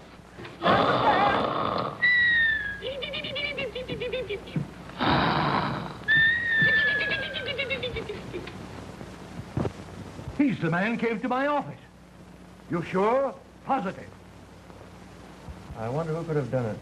It's a mystery to me. It was stuck away in the corner of the bedroom. This is yours, isn't it? Hell no. Yes. Knife belonged to me. Then why did you kill Perry? Mr. Perry is very good friend. Chinese do not repay friendship with death. You're lying. You know you killed him. Take him to his room and see that he doesn't leave there. Not to say he who takes what gods may send has learned life's most important lesson.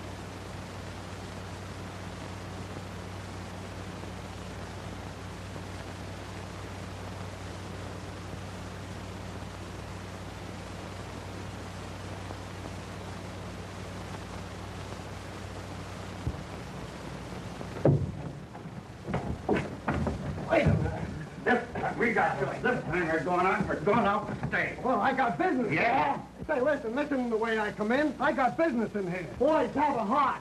I got business here. I got important business here. Well, listen to me, will you? Now, You're out. Now stay out.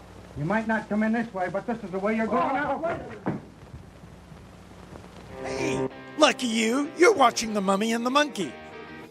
Oh, and I'm Steve Hibbert from Played the King.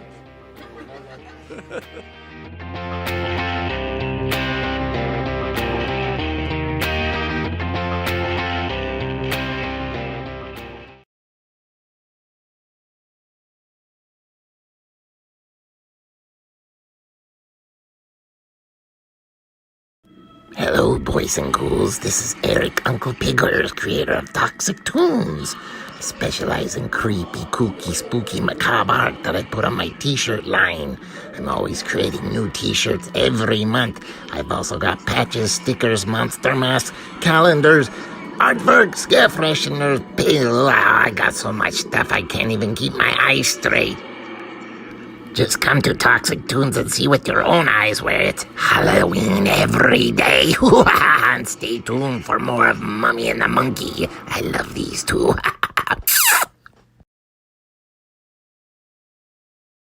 Ooh, and we are back, Jack. We're back. Welcome back, King. Well, the mystery's getting less and less more interesting. Yeah, look, welcome back to the Harry Scary Hangout. Yeah. You're watching Murder by Television. Mm-hmm. 1935, starring Bela Lugosi. Yes, a murder mystery whodunit. Yes, who did it? Old-timey movie. The old-timey 30s movies, they're very quiet. Some of the scenes are very quiet. There were some dark, really sort of badly lit scenes in there, too, towards the end. So, well, you were worried, like, what happened to the... Nothing? Yeah, at first I thought, like, the movie stopped or something. No. You could still hear all the static in the film. The film sound, yeah. Yeah, and by the way, there is a Saxon search coming up in the final fart. So there is. I forgot to mention. Oh, and I forgot to ask. Yes, there is a Saxon search. So Saxon does make an appearance in this movie. If it's any reason to finish this stinker up, it will be for that. I mean, that turned out pretty good, actually. Hopefully you'll enjoy that. Mm-hmm. So we're celebrating Earl's 4th birthday. That's right. And he didn't really want to party with us. He borrowed the car keys and he went out downtown to go party with his cat friends. His buddy Toonses came and picked him up. Oh, he did? Wow, yeah, okay. I don't try. Yeah, I think he's too young to drive still. So I let his buddy Toonses, who's got way more experience driving. Oh, okay. Come pick him up, and they went down to the flats, and they went down to some bars, and I guess they hung out. And he came home at a decent time last night, but I don't know. He was a little off. Yeah, and we're going to see a video. You shot some footage of him. We shot some footage of, some candid footage of Earl's post-party night. This is when Earl got, when Earl was all done partying. Now, the thing is, we won't talk over this, so we'll just play. Oh, we could talk over it. Well, I don't have it set up to do that. Oh, you don't? Okay. No. So here we go. We're going to show you it's only about a minute, so.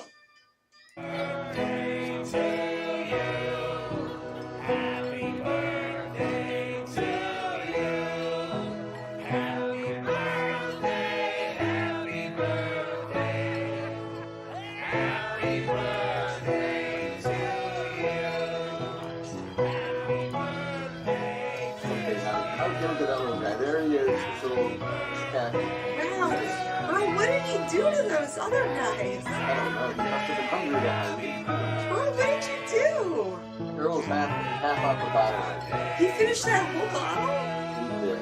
He's just out like a light, this guy. Wow, he's a party animal. Literally a party animal. Wow. Wow. Well, wow, we know to stay on Earl's good side. That's right. He's vicious. He'll pick your bones clean. Hey, it's better than that massacre that you encountered the other day. Oh, yeah, the mouse guts and everything? The mouse massacre he left you there. Yeah, I guess that's a bit cleaner mess to clean up. Yeah, he was really hungry. I guess Taco Bell must have been closed in White Castle, so... He wanted the 4th meal. They couldn't go through the drive-thru. And then a 5th meal. The 5th meal. And then a 6th meal. And on and on and on. But, and then he finished off that whole bottle. Yep. Wow. He polished it off. He was thirsty, too, so... Wow. Happy 4th birthday, little guy. We love you so much, and wow. Wow, our little man is all grown up. Oh, he's a big boy. Oh. And now he's just a crazy party animal. That's gonna be, a lot to sleep off, Earl. Yep. Yeah. It'll take a lot of cat naps to get rid of that hangover. Mm-hmm. But I remember when he was a little tiny guy. To me, his head looked like a little round golf ball with two little felt ears taped to it. Yeah, those tiny little ears. That little round skull. That little round head and the little ears. So cute. He was so cute when he was a baby. He's so ornery and like, he's a really tough guy now. He is. He's a rude dude. Forget about Leroy Brown. Don't mess around with Earlio. Yeah. All right. Any comments? Anything good in the chat? Let's see. This is an interactive show. Bobby says my cat is about. Oh, okay. He must have missed how many years old his cat is. Top Cat says chaos. John says Earl rules the roost. He does. He does. James Muscarella says happy birthday, Earl. Hey, speaking of birthdays and celebrating, there's a note that came with this candy that Greg sent us, and I think I'm going to read that letter, so right? we didn't read all of it on the air earlier. It doesn't be private or something? Oh, just in case. Sometimes people send us notes that have personal info, so I try to be careful. Mm-hmm. But towards the end of this, there's actually a little poem, so we could read the poem for sure. Yeah, he mentions in the letter that Halloween is Greg's favorite holiday. Yes. Ours too. And that the candy he well, sent... I could read it, Grim. Oh, I thought you said you're going to read the end of it. Well, I could just read it. It's okay. Summer is winding down, and soon it will be Halloween, my favorite holiday. Woo-hoo! Our favorite, too. Mm-hmm. I'm glad that you enjoy my care packages. The last one had some retro candy in it, but not enough for my taste. So I'm sending you a package that was personally picked out by me. Hope you enjoy my choices. Grim is enjoying them. I am. I'm enjoying some Nick and Nip, the little wax bottles full of juice. So good. Nice. Hope you enjoy my choices. Here's a little poem I wrote for your package. Some snacks are old, some snacks are new. All the cigarettes are candy, and all the Zots are pink or blue. Some might be new to you, and others you might know. Enough of these witty remarks, and get back and do your show. Peace all from Greg, the Snack Master General. Thank you, Snack Master General. Greg, these are so great. I just see a lot of, some of these are going to make it to snack toys. Some of them are going to just make it on the couch there while we're watching crappy movies and hanging out, reading comic books and eating pizza and eating candy. That's going to be so much fun. Oh, yeah. And we want to thank our moderators in the chat right now because they are watching. They are watching out for the spam bots. Yes, they are out there. They're on the loose. They are. All right, Grim. Woo. So we have coming up, we have the final fart of Murder by Television. Right. And then after that, you've got your Cleveland TV Showtime travel segment. We do have one of those going back to 1972. Oh, wait, I got to pull out my sound effect thing here. What do we got? Oh, Mofe Chen, thank you for the super chat. Yes, Mofe Chen. There's a little note there. Please read it. Oh, thank you so much. Killing it tonight. This movie needs a tombstone pile driver to finish it off. Well, we're working on it. Here we go. Here's Mofe Chen sound effect for tonight. Let's see. I don't like that one. There you go. Give him a couple for that one. Oh, one of my favorites. One last one for Mofe. No, not that one. The laughing. There you go. Thank you. All right, well, let's get into part 4. That's more fun than the movie. Everything's more fun than a nice movie. Probably. He's probably right. That's right. Here we go. Didn't want us to show the rest of the movie. Hit start. Reconnection successful. Yeah. So are we back? Are we back? I'm looking to see. I don't see anything. Can we redo it? I don't know. What are people saying on the thing here? There it goes. Okay, so people are saying we're still live. Can you guys still hear us? Now we're back. Hey, welcome back, Cotter. Here we go. Watch what you say. Yeah, I know. Okay, good. Thank you, guys. I'm sorry. I thought there was a weird hiccup there. Yeah, we just got knocked off somehow. Maybe it's those robots. Murder by television. It's still murdering things. I think so.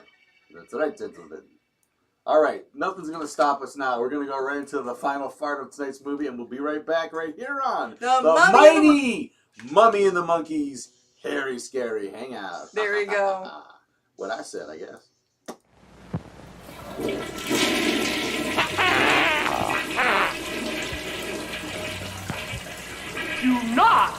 go in there. Woo!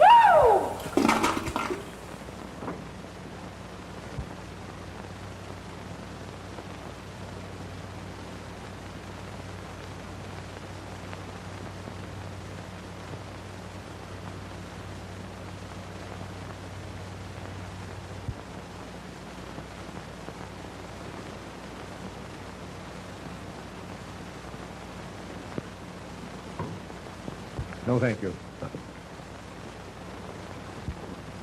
Mr. Nelson, I know it sounds perfectly silly, but I just saw Perry. Why, that's impossible. Now, dear, you're naturally upset and nervous. That doesn't alter the fact that I saw him. Don't you think you'd better take something to quiet your nerves? June, where'd you see him? What does this mean, Perry? I'm sorry, Chief, that I wasn't able to take you into my confidence before.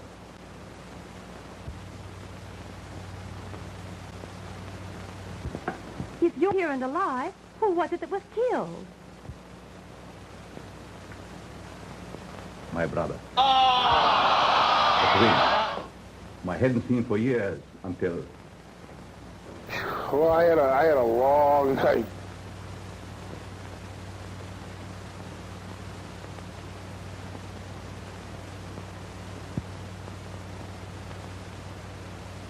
It was terrible. It was just terrible. I'll never get over it as long as I live. It's tucked away in the corner of the bedroom. This is yours, isn't it? Yes, knife belonged to me. Then why did you kill Perry? Mr. Perry is very good friend. Chinese do not repay friendship with death. You're lying. You know you killed him. No, I didn't. And being at a loss to know how he was mixed up in the affair, I refrained from making his identity known until I was able to make a further investigation. Perhaps I can clear that up for you. This afternoon, your brother represented himself as you to Jordan of the Radio Television Company. Excuse me? Represented himself as me? Yes. And do you know what took place between them? He was offered a substantial sum to secure the drawings of Howland's process. Oh, my God. That explains it. Explains what? Posing as me, it was very simple for him to gain admittance here and have access to every part of the house. And he must have stolen the print. Yes. Tim Perry, take envelope from cigarette box on table. When was that? Just after you send me after whiskey and soda. Then it must have been your brother who sent me on the wild goose chase after the inspector. When? Just before he was found dead. There were no papers found on the body. Who was in this room when the documents were taken? No one. Just me and you. Door open, but no one come in. What door? That door. Were you still in the study at that time, Chief? I believe I was. Anyone with you? Now, let me see. That was just before Jordan came in. Undoubtedly. This is what took place. Thanks. I wonder what he wants now. He wouldn't say. What are you looking at?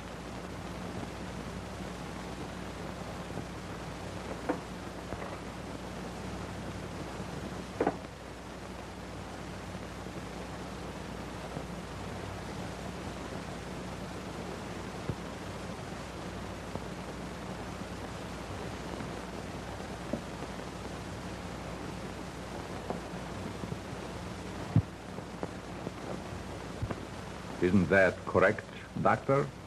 Yes, I did see you, or rather, as you say, your brother take the papers. I mean, this is about as interesting as listening to a John Tesh album. Earlier tonight, in view of thousands, Mr. Howland was killed by his own invention. His killing was not accidental. It was a deliberately conceived, cold-blooded execution, cleverly maneuvered so as to give the murderer a perfect alibi. Little did Professor Howland realize the surprise he promised you would aid in discovering his murderer. Tonight, a permanent record of everything televised was made on film. Oh, really? Now you're going to see part of that record. Many of you, no doubt, have seen or heard the radio demonstration of starting an automobile motor by voice vibration. That's outrageous. This is not a difficult thing to do. In this instance, the murderer used sound instead of voice. At exactly 8:29, Dr. Schofield made a telephone call from this house to his office.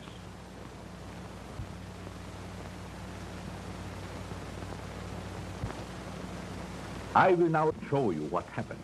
Alrighty.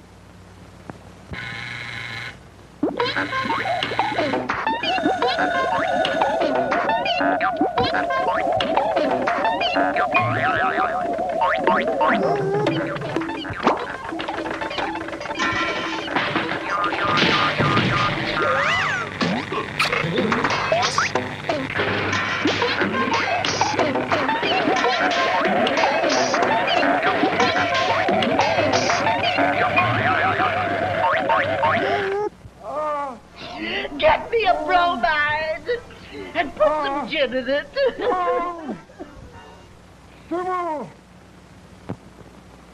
The light that you just saw envelop Professor Howland caused his death. How could such a thing be possible?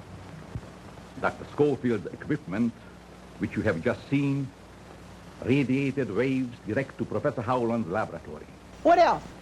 When these waves came in contact with those the professor's equipment was radiating, they created the interstellar frequency, which is the death ray. Your contacts with foreign governments interested in television are known. Fantastic.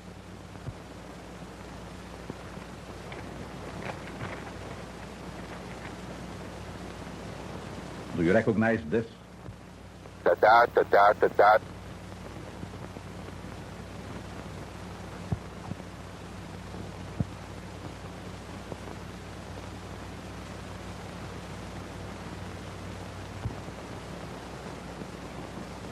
I thought so. May I have that envelope, Doctor? I'm sorry I can't accommodate you. Oh, a wise guy, eh?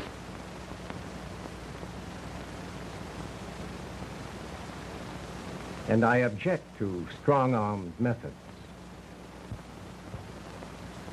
Excuse me while I whip this out. Perhaps you would like to have a look at this.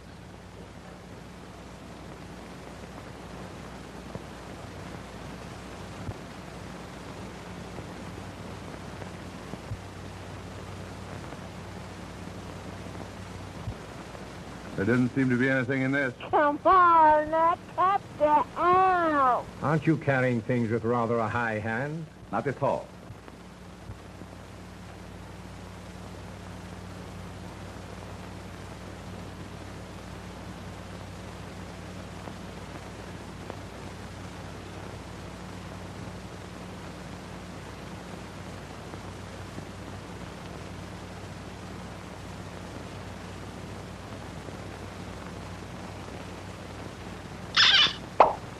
The joke's on you.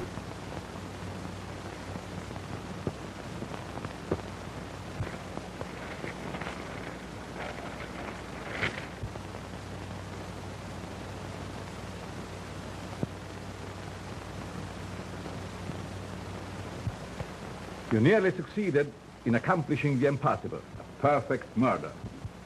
But in your eagerness to prove that neither Grayson nor I could have killed Mr. Howland, you telephoned your office, forgetting that just previously you had said there was no one there.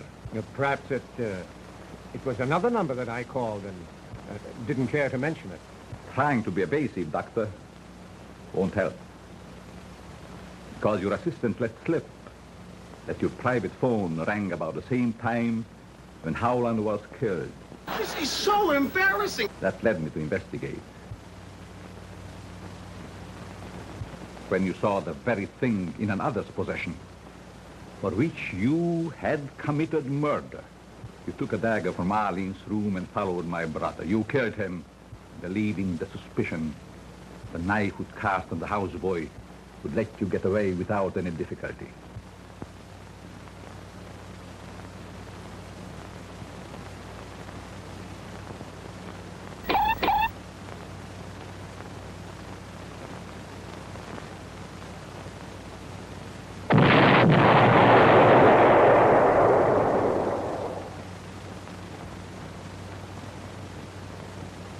That reef will mellow you out. Gentlemen, let's go to KFC. I'll drive, you pay. Would you get me a dry martini, Arling? Yes, sir. At once.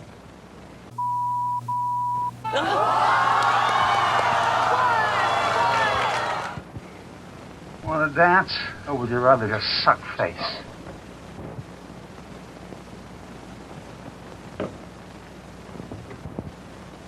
As Arling would say, even though the eyes may see, the mind will not believe.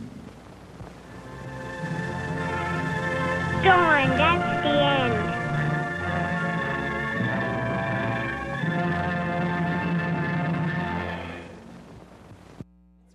I'm Tony.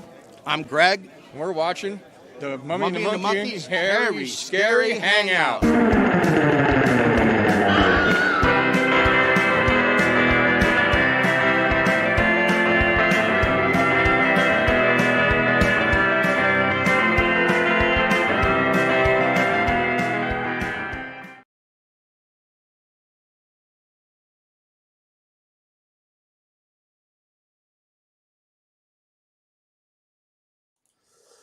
Well, we are back. Wow, that is finally over with. Thank you all so much for sticking in there with us. I know it's sometimes painful, but... What a crappy movie. Well, but it was nice to see Bela. It was nice to see Hattie. And hear my burps. And, that too. We did have people ask about murder mysteries, so we thought we would play one, and we have one planned for next week, actually. We do. Another Bela Lugosi joint. We do, yeah. The Kiss, or Death Kiss, or Kiss of Death? Death Kiss. The Death Kiss. That's the one from 1932. We're going to be playing that one next week, and that one's a little more entertaining. And a better quality print, too. Yes, and it's a better quality film. So, yeah, look forward to that. That should be a lot of fun to mess with. Yeah, and like Janet said, it's a lot better movie than this. It says we're out of focus. Leo says we're out of focus. Oh, hello. Hello? What do you do? Do you do the white thing? Where's my banana? Does that help? I'll let it go. Did it I can't tell. We're like we look behind fine it. in our camera here. Maybe you better stop drinking whatever you're drinking. I don't know. We look okay, right? Well, maybe it took a minute for the web. Yeah, I the did camera kind of to lean down adjust. for a second. Sorry about that. Yeah, that might have Yeah, it does throw it off sometimes. Anyway. gremlins or something. Gremlins. Gremlins. Or chatbots. Different thing. We got a lot of. We're making It's the robots causing issues. We're inventing new words tonight. Yeah, so that was it. That was Murder by Television, and it almost killed all of us. The movie. It's so bad. Maybe that's what they meant by it. Yeah, you know, it was. Well, we've all seen it, and I don't think we'll ever show that one again. We may not unless things get really, really bad. Unless if we're really desperate to play something. I had fun with some of those sound effects. Were kind of fun last year. Your sound effects were fun in it. Well, that's hopefully the point. Yeah. Oh, we've got a TV show Time Travel coming up, and then we have a prize giveaway. A mystery prize. A mystery DVD prize. One lucky winner at the end of the night, pretty soon, has we'll get a Mummy and the Monkey DVD. It might be one that we put out. It might be one from our personal collection. Could be anything. It could be like a Mummy and the Monkey like punk rock homemade DVD. More than likely, it'll be something like that. Probably a punk rock homemade DVD. Okay, so let's get ready to go back in time here in Cleveland, Ohio, back to 1972, when we say what was going on, what was playing on Friday and Saturday night and afternoon here in Northeast Ohio, and a little thing we like to call Cleveland TV Show Time Travel. Here we go. Here we go down memory lane. It's midnight Friday, August 12th, 1972, with the and the movie was The Three Stooges in Orbit. It's Larry Moe, and Curly Joe. And on WABC that same night was Sir Graves Gasly. Sir Graves Gasly, yeah, he was from Detroit, and Horror Party Beach was his movie.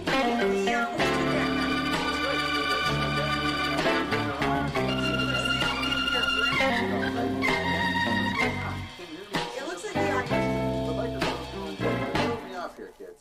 Turn down the music system. Okay. Audio needs improvement, says Ooh, everyone. sorry. See if that helps any. Okay, we go back then. If I had to do that over again, I can do it for you kids. All right. Let's try that again. All right. It was 1972 on TV8. It was the. Can only hear the music. You can't though. That's not true. I have it all the way down. That's what Chaos says. Now you I don't can. know. Better, says Sean. Yeah, you're behind a second. Now we're going to do it one more time, kids. All right. All right, welcome to Cleveland TV Showtime Channel, the new and improved. It's midnight Friday, August 12th, 1972. On WJKW TV8, it's the Houlihan and Big Chuck Show. And their movie was The Three Stooges in Orbit. It's Larry, Moe, and Curly Joe Besser, I believe that is. And later on, or the same night on WAB Channel 43, was Sir Graves Ghastly. And his movie was...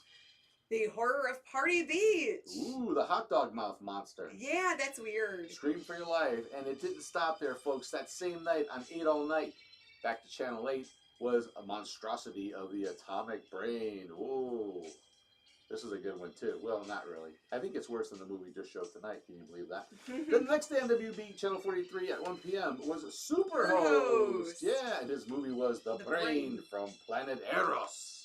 Starring John Agar, of course. Yeah, I think we've hosted that movie before. It's very strange. I don't know if we showed Brain. We may have. I think we did a while back. And then on WKBF at Channel 61, it was The Ghoul with the movie Burn, Witch Burn. It was, and then later on that night, 11:30 on WAB, it was Count Alucard, which is the Alucard with Nightmare Castle. Yes, that was Sir Graves Ghastly, and he had another character named Count Alucard. That's right.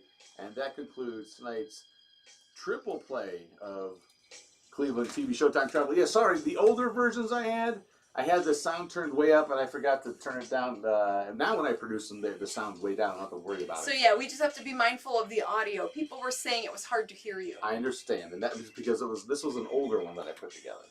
Okay. So anyway. And if you guys can also turn the volume up, from on your end too. But yeah, I think in your program it's No, or in the file. The clip's audio is very loud. If that can override anything, so we would have to turn ours up, but you don't want all that. You need to turn down the background music and talk over it. I get it. Gotcha. We're good. Okay, cool.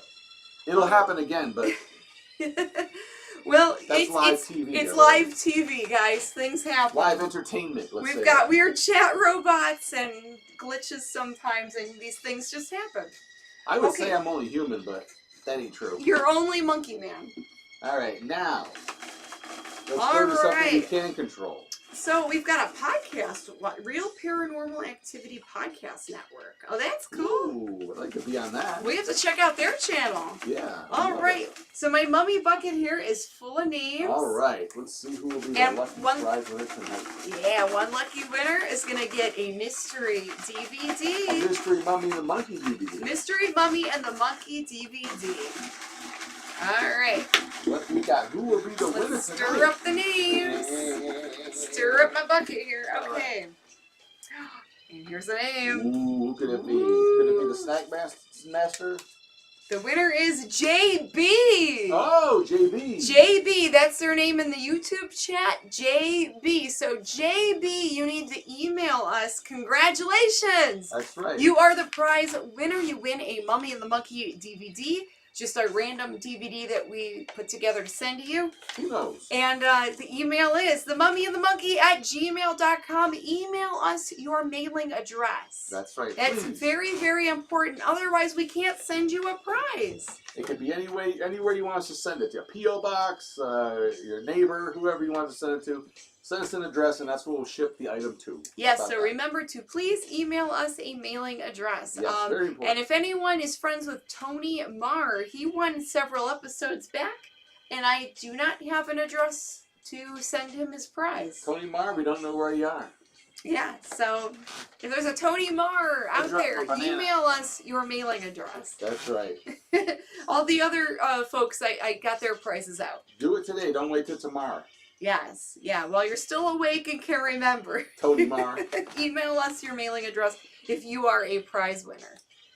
And we'll get that out to you. Congratulating JB for winning, okay? Yeah, so thank you guys for tuning in what to episode 171 on this Freaky Friday. That's right. And tonight's movie was further proof that Plan 9 from Outer Space is not the worst movie ever made. No, there are way worse movies than Plan 9. And we'll find them and show them to you. That's yes. right. You can be sure of that. That will probably happen. But yeah, next week, 1932's The Death Kiss, another Bela Lugosi flick.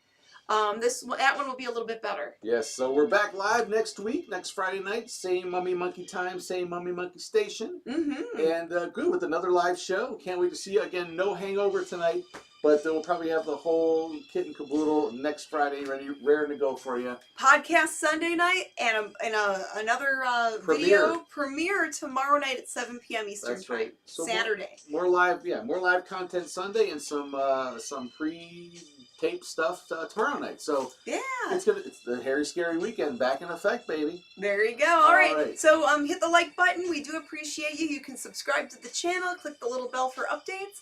Good night. Good fright.